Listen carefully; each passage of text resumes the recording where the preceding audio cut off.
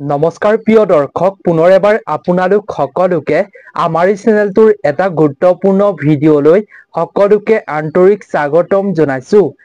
প্ৰিয় দৰ্শক, জেঠ মাহত যদি আপুনি এইকেইটা সংকেত লাভ কৰিব পাৰে, তেতিয়া আপুনি কাকো কেতিয়াও নকব। যদি আপুনি এইকেইটা সংকেত আপোনাৰ ঘৰত আপুনি লাভ কৰিব পাৰে, তেন্তে আপোনাৰ ঘৰখনৰ ওপৰত বীৰ বজৰংবলীৰ কৃপা দৃষ্টি আছে। আপোনাৰ ঘৰৰ ওপৰত বীৰ বজৰংবলীৰ কৃপা থকাৰ বাবে আপোনাৰ বিভিন্ন সমস্যা ঘৰৰ পৰা দূৰ হৈ পৰিব আৰু ঘৰলৈ ভাল দিন আহি আপুনি উন্নতি হ'ব পাৰিব। কাৰণ এই মাহটোতে ভগৱান হনুমানে প্ৰথমবাৰৰ বাবে ভগৱান শ্ৰী ৰামচন্দ্ৰক লগ পাইছিল। সেয়েহে এই মাহটো খুবেই পবিত্ৰ মাহ।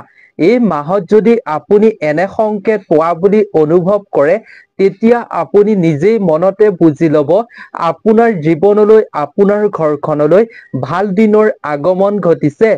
আপুনি উন্নতি হ'বৰ বাবে আপোনাৰ বাবে খুবেই ভাল সময় আহি পৰিছে। সেইবাবেই আপুনি জানি লোৱাটো জৰুৰী, কি সংকেতৰ জৰিয়তে বীৰ বজৰংবলীয়ে আপোনাক পৰম কৃপা দৃষ্টি প্ৰদান কৰিব। বহু মানুহে বহুতো সংকেত লাভ কৰে, কিন্তু তেওঁলোকে সেই সংকেতসমূহ অৱজ্ঞা কৰে। জানি বা অজানিতে তেওঁলোকে শুভ সংকেতৰ পৰা বিৰত হৈ থাকিবলগীয়া হয়। ভগৱানৰ কৃপাৰ পৰাও বঞ্চিত হ'ব লগা হয়। সেইবাবেই আপুনি আজিৰ ভিডিঅ'টো সম্পূৰ্ণকৈ চাওক।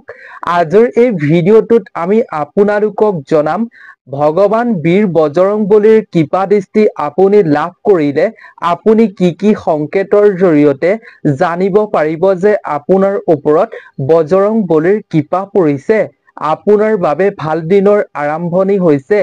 সেইবাবেই আপোনালোকক অনুৰোধ কৰিছো, আজিৰ এই ভিডিঅ'টো আপুনি শেষলৈকে খুব ধ্যান দি চাই থাকক। যদি আপুনি এই সংকেতসমূহ এই মাহটোত পাই যায়, তেতিয়া ভুলতো আপুনি কাকোৱে নকব। গতিকে ভিডিঅ'টোৰ মাজলৈ আগবঢ়াৰ পূৰ্বে আপুনি কমেন্ট ছেকশ্যনলৈ গৈ জয় হনুমান বুলি এটা অৱশ্যেই কমেন্ট লিখিব। লগতে এই ভিডিঅ'টোত এটা লাইক কৰিব বুলিও আশা কৰিলো। আপুনি প্ৰথমবাৰ আমাৰ এই চেনেলটোৰ ভিডিঅ' চাই আছে বা আজিহে এই চেনেলটোত ভিজিট কৰিছে, তেন্তে এই চেনেলটো ছাবস্ক্ৰাইব কৰি ৰাখিব। এনেধৰণৰ নতুন নতুন তথ্যসমূহ জ্যোতিষ শাস্ত্ৰৰ লগত জড়িত আপুনি কথাসমূহ জানিব পাৰিব। আৰু এই চেনেলটোৰ জৰিয়তে আপুনি প্ৰতিদিনে এটা নজনা কথা জানিবৰ বাবে সক্ষম হ'ব পাৰিব। তেন্তে প্ৰিয় দৰ্শক, বলক বেছি পলম নকৰি আমি আজিৰ এই ভিডিঅ'টোৰ মূল বিষয়বস্তুলৈ আগবাঢ়ো। প্ৰিয় দৰ্শক, এই জেঠ মাহত যদি আমি আজিৰ এই ভিডিঅ'টোত ক'ব খোজা এই 6টা সংকেতৰ ভিতৰত যদি আপুনি এটা সংকেত হ'লেও লাভ কৰিব পাৰে, এটা সংকেত হ'লেও পাই যায়, তেতিয়া আপুনি জানি ল'ব ভগৱান হনুমান আপোনাৰ লগত আছে। আপোনাক সকলো বিপদৰ পৰা বীৰ হনুমানে ৰক্ষা কৰিব। প্ৰিয় দৰ্শক, কেতিয়াবা আমাৰ জীৱনত এনেকুৱা পৰিস্থিতি উৎপন্ন হৈ যায়, যাৰ সন্মুখীন হ'বলৈ আমাৰ ভিতৰত সাহস নাই। আমি চেষ্টা কৰি ভাগৰি পৰো। কিন্তু প্ৰিয় দৰ্শক, সেই পৰিস্থিতিৰ পৰা আমি বাহিৰ ওলাই আহিব নোৱাৰো। সেই পৰিস্থিতিৰ পৰা আমি ওলাই আহিবৰ বাবে একমাত্ৰ ভগৱানৰ আমাক কৃপা লাগিব বা সহায় লাগিব। তেতিয়াহে আমি সেই পৰিস্থিতিৰ পৰা ওলাই আহিব পাৰিম। সেইকাৰণেই আমাক ভগৱানৰ লগ লাগিব। যদি আপোনালোকৰ ওপৰত ভগৱানৰ কৃপা দৃষ্টি থাকে, তেতিয়াহ'লে আপোনালোকে যিকোনো পৰিস্থিতিৰ পৰা ওলাই আহিবলৈ অতি সহজতে সক্ষম হ'ব পাৰিব। কাৰণ ঈশ্বৰৰ দ্বাৰা পঠোৱা সকাৰাত্মক শক্তিয়ে সকলো সময়তে আমাক সহায় কৰে, আমাক শুদ্ধ পথ দেখুৱাই দিয়ে। বহুবাৰ আপোনালোকে অনুভৱ কৰিছে চাগে, কঠিন পৰিস্থিতিত আপোনালোকে লোৱা সিদ্ধান্তই কামত সফলতা দিয়ে। এইবোৰেই সেই সকাৰাত্মক শক্তিবোৰ যিয়ে আপোনালোকক বা আমাক সহায় কৰে। কিন্তু ভগৱানে যদি আমাৰ কাৰ্য ভাল নাপায়, তেতিয়াহ'লে তেওঁ কৃপা দৃষ্টি আমাৰ ওপৰত নপৰে বা নিদিয়ে। বহু চেষ্টা কৰাৰ পিছতো আমি নিৰাশা হৈ পৰো। শাস্ত্ৰত কোৱা হৈছে যে যিজন মানুহ অনিৰ্দিষ্ট হোৱাটো নিশ্চিত হৈ আছে, ভগৱানে তেওঁক বুদ্ধি আগতেই নাইকিয়া কৰি দিয়ে। তাৰ পিছত সি নাইতো ভাল কথা ভাবিব পাৰে, নাইতো ভাল কৰ্ম কৰিব পাৰে। সি অকল সকলোতে বেয়াহে দেখে। প্ৰিয় দৰ্শক, সেই কাৰণতে আমি এইটো চেষ্টা কৰিব লাগে যে ভগৱানৰ কৃপা দৃষ্টি আমাৰ ওপৰত থাকিবৰ বাবে। আমি আপোনালোকক আজি ক'ব খোজা এই সংকেতসমূহৰ বিষয়ে যদি আপুনি জানি লয়, তেতিয়া আপুনি ভগৱানৰ কৃপা দৃষ্টি আপোনাৰ ওপৰত আছে নে নাই, ৰাম ভক্ত বীৰ হনুমানৰ আপুনি জানিব পাৰিব। অৰ্থাৎ তেওঁ কৃপা দৃষ্টি আপোনাৰ ওপৰত আছে নে নাই, তেওঁ আপোনাক সকলো ক্ষেত্ৰতে সকলো সময়তে সহায় কৰিব নে নাই, আপুনি জানি ল'ব পাৰিব এই সংকেতসমূহৰ দ্বাৰা। যদি আপুনি এই সংকেতসমূহ লাভ কৰে, তেতিয়া জানিব আপোনাৰ সকলো সময়তে বীৰ হনুমান আপোনাৰ লগত থাকিব। সকলো সমস্যা, সকলো বিপদৰ পৰা আপোনাক ৰক্ষা কৰিব বীৰ হনুমানে। তেন্তে আহক আমি সংকেতসমূহৰ বিষয়ে সুন্দৰভাৱে জানি লওঁ। 1 নম্বৰতে হৈছে প্ৰিয় দৰ্শক, যেতিয়া আপোনালোকে একান্ত মনেৰে বহি থাকিব, কেতিয়া আপোনালোকে কৰা ভুলবোৰৰ কথা যদি আপোনাৰ মনলৈ আহে বা অনুশোচনা হ'বলৈ ধৰে, তেতিয়া আপোনালোকে মনে মনে সেই ভুলবোৰৰ বাবে ভগৱান হনুমানক ক্ষমা বিচাৰি আৰু তেওঁৰ পৰা আপুনি ক্ষমা পাম বুলি আশা কৰে। এইটো এটা সংকেত বুলি ধৰা হয় যে হনুমানে আপোনালোকৰ ভুলবোৰ অনুভৱ কৰিছে। তেওঁ কৃপা দৃষ্টি আপোনালোকৰ ওপৰত আছে। আহিব লগা সময়ত আপোনাৰ বা আপোনালোকৰ জীৱনত কিবা এটা ভাল হ'ব বা হ'বলৈ গৈ আছে, তাৰ সংকেত আগতীয়াকৈ আপোনাক ভগৱান বীৰ হনুমানে প্ৰদান কৰিছে। যদি এনেকুৱা আপোনাৰ লগত হয়, আগত কৰা ভুলবোৰৰ কথা অনুশোচনা হৈ মনলৈ আহে, তেতিয়া আপুনি বুজি ল'ব আপোনাৰ ওপৰত ভগৱান বীৰ হনুমানৰ কৃপা দৃষ্টি পৰিবলৈ গৈ আছে। 2 নম্বৰতে হৈছে প্ৰিয় দৰ্শক, কেতিয়াবা আপোনালোকৰ লগতো এনেকুৱা হৈছে নেকি, আপুনি নিশ্চয় জনাব। যদি এই জেঠ মাহত এনেকুৱা সংকেত পায়, তেতিয়াহ'লে আপুনি জানি ল'ব আপোনাৰ ওপৰত ৰাম ভক্ত বীৰ হনুমানৰ পৰম কৃপা দৃষ্টি আছে। সেয়া হৈছে প্ৰিয় দৰ্শক, যেতিয়া আপোনালোকে হনুমান চালিচা পাঠ কৰি থাকিব বা শুনি থাকিব, তেতিয়া আপোনালোকৰ গাৰ নোম শিয়ৰি উঠে নেকি? আৰু আপোনালোকৰ চকুত চকু পানী বৈ আহে নেকি? আৰু আপোনালোকৰ মন প্ৰফুল্লিত হৈ উঠে নেকি?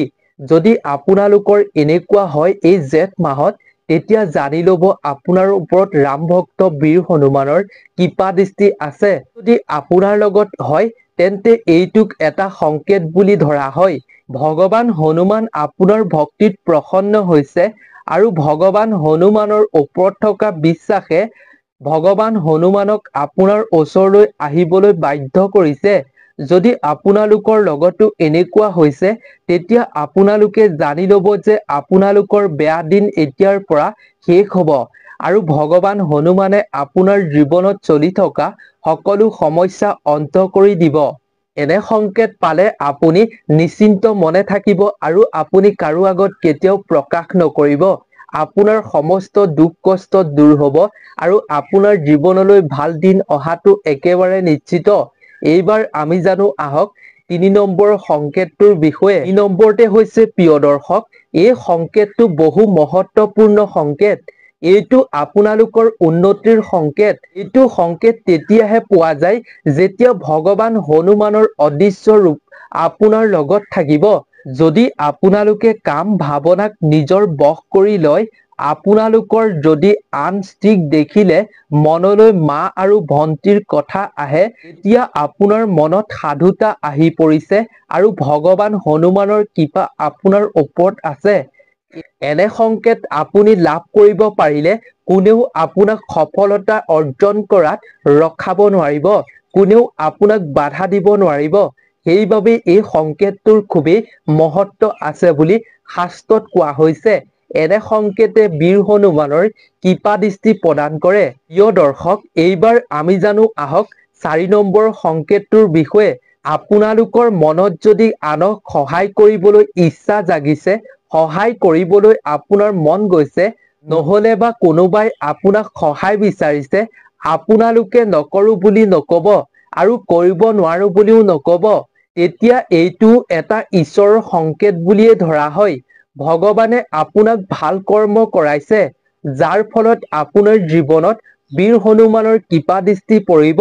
যদি জেঠ মাহত এনে আপোনাৰ অনুভৱ হয়, তেতিয়া আপুনি জানি ল'ব বীৰ হনুমানে আপোনাক এই সকলো কৰাইছে, যাৰ ফলত তেওঁ আপোনাৰ ওপৰত কৃপা দৃষ্টি প্ৰদান কৰিছে। ভগৱান বীৰ হনুমানে আপোনালোকৰ দ্বাৰা দুখীয়া মানুহক বা কাৰোবাক সহায় কৰিবলৈ মন যোৱা কামটোৱে আপোনালোকক পাছলৈ আপোনাক লাভজনক কৰি তুলিব, আপোনাৰ জীৱনটো উন্নতি কৰি তুলিব। ভগৱানে আপোনাক সৎকৰ্ম কৰাই আপোনাৰ পৰীক্ষা লয়। সেইবাবেই আপুনি এনে কাম কৰিবলৈ কেতিয়াও আপোনাৰ নিজৰ স্বাৰ্থ বা আপুনি কণ্ঠবোধ কেতিয়াও নকৰিব, এলাহ কেতিয়াও নকৰিব। যদি আপোনাৰ মনলৈ এনেকুৱা ভাৱ আহে, তেতিয়া আপুনি অতি শীঘ্ৰে কৰাটো জৰুৰী। তেনে ক্ষেত্ৰত ভগৱানৰ কৃপা আপোনাৰ ওপৰত থাকিব। এইবাৰ আমি জানো আহক 5 নম্বৰৰ সংকেতটোৰ বিষয়ে। 5 নম্বৰত আপুনি জেঠ মাহত কি সংকেত পালে অত্যন্ত শুভ। 5 নম্বৰৰ সংকেতটো হৈছে বান্দৰ ঘৰলৈ অহা। যদি কোনোবা বান্দৰ আপোনাৰ ঘৰলৈ বাৰে বাৰে আহি থাকে বা কিবা খাদ্য আপোনাৰ ঘৰৰ পৰা লৈ গুচি যায় বা বহুত দেৰিলৈকে আপোনাৰ ঘৰৰ বাহিৰত ৰৈ থাকে, তেতিয়া এইটো এটা বহুত শুভ সংকেত বুলি মনা হৈছে। এনেকৈ আপোনাৰ ঘৰত এই মাহত বান্দৰ আহিলে আপুনি জানি ল'ব আপোনাৰ ঘৰলৈ আহিব লগা বিপদ বিঘিনি দুখ কষ্ট সকলো আপোনাৰ ঘৰখনৰ পৰা দূৰ কৰি দিব, আপোনাৰ ঘৰখনক সকলো বিপদৰ পৰা ৰক্ষা কৰিব বীৰ হনুমানে।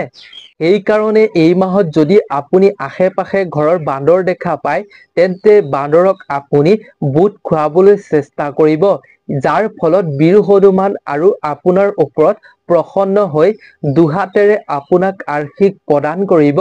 প্ৰিয় দৰ্শক, এইবাৰ আমি জানো আহক 6 নম্বৰৰ সংকেতটোৰ বিষয়ে। 6 নম্বৰত আপুনি বীৰ হনুমানৰ কৃপা জেঠ মাহত পাবৰ বাবে আপুনি কি সংকেত পালে জানিব পাৰিব। 6 নম্বৰতে হৈছে ৰঙা বস্তু আপুনি এই মাহত দেখা পোৱাটো। যদি আপোনালোকে জেঠ মাহৰ মঙ্গলবাৰৰ দিনা ভগৱান হনুমানৰ মন্দিৰলৈ যাওঁতে আপুনি ৰাস্তাত ৰঙা ৰঙৰ বস্তু দেখা পাই যায়, যেনে প্ৰিয় দৰ্শক ৰঙা কাপোৰ পিন্ধা মহিলা, ৰঙা ফুল ইত্যাদি আপুনি ৰঙা গৰু যদি দেখা পায়, তেতিয়াহ'লে আপুনি এইটো এটা আপোনাৰ বাবে খুবেই ভাল সংকেত বুলি ধৰা হৈছে শাস্ত্ৰত। ইয়াৰ অৰ্থ হৈছে যে ভগৱান বীৰ হনুমান আপোনাৰ ভক্তিত প্ৰসন্ন হৈছে আৰু আপোনাৰ ওপৰত দুহাতেৰে কৃপা প্ৰদান কৰিব। সেইবাবেই প্ৰিয় দৰ্শক, এই জেঠ মাহত যদি আপুনি মঙ্গলবাৰৰ দিনা হনুমান মন্দিৰলৈ যাওঁতে যদি আপুনি ৰঙা ৰঙৰ কাপোৰ পিন্ধা মহিলা বা গৰুক আপুনি দেখা পায়, তেতিয়াহ'লে আপুনি অৱহেলা নকৰিব, সেইটো আপোনাৰ বাবে খুবেই ভাল সংকেত। বীৰ হনুমানৰ কৃপা আপোনাৰ ওপৰত পৰিবলৈ গৈ আছে। অতি শীঘ্ৰেই এনে সংকেত পালে আপোনাৰ জীৱন সলনি হৈ পৰিব। আপুনি নিজেই অনুভৱ কৰিব পাৰিব এই 6টা সংকেত পালে আপুনি কিদৰে আপোনাৰ জীৱনটো পৰিৱৰ্তন হ'ব। গতিকে প্ৰিয় দৰ্শক, আজিৰ ভিডিঅ'টো ইমানেই আছিল। আশা কৰোঁ ভিডিঅ'টো চাই নিশ্চয় ভাল পালে। যদি ভিডিঅ'টো চাই ভাল পালে, তেন্তে আপোনাৰ বন্ধুবৰ্গ আত্মীয় স্বজনৰ লগতো যিমান পাৰে শ্বেয়াৰ কৰিব, যাতে তেওঁলোকেও জেঠ মাহত এই 6টা সংকেত পালে জানিব পাৰে, অৱহেলা নকৰে যাতে। সেইবাবে সকলোৰে লগত শ্বেয়াৰ কৰি দিব বুলি আশা কৰিলোঁ। গতিকে নতুন এটা ভিডিঅ'ৰ লগত আপোনালোক সকলোকে লগ পাম। আজিৰ ভিডিঅ'টোৰ পৰা আমি বিদায় লৈছোঁ। আপোনালোক সকলো ভালে থাকক, সুস্থ থাকক, তাৰেই আমিও কামনা কৰিলোঁ। ধন্যবাদ।